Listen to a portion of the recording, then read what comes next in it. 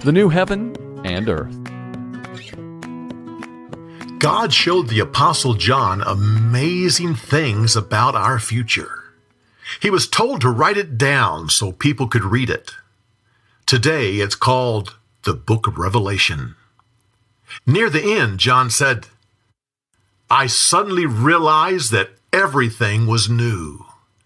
I looked into the sky, and the old heaven no longer existed.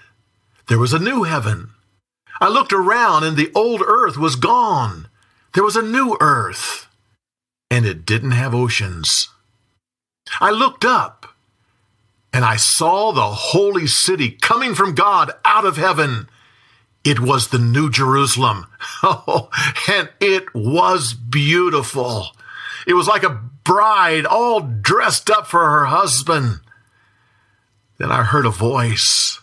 It said, 'Look, God is going to live with people. He'll be their God, and they'll be his people. He'll wipe away their tears of sorrow. He'll do away with death, grieving, sorrow, and pain. Everything will be different.' Then God said to me, 'What you're seeing is true. Everything will be new. I am the A and the Z, the beginning and the end. I give springs of living water to the thirsty. I am a father to the redeemed.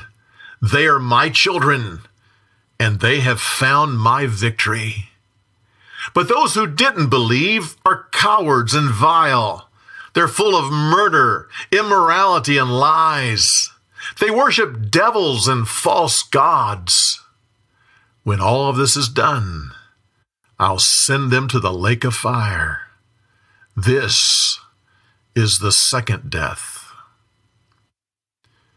Then the angel came to me and said, 'Come, and I'll give you a closer look.'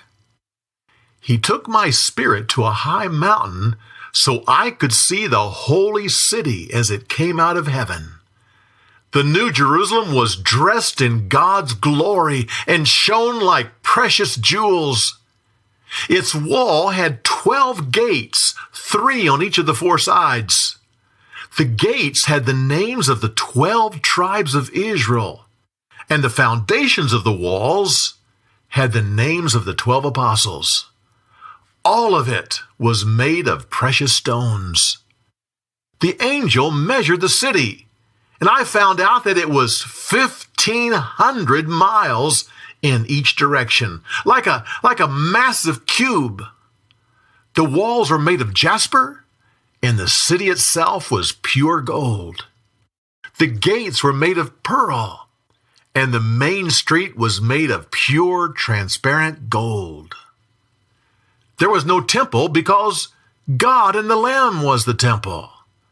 Those in the city didn't need the sun or moon because the glory of God was the light and the Lamb was the lamp. The gates were always open because it was always day there. All the nations were welcome to come at any time.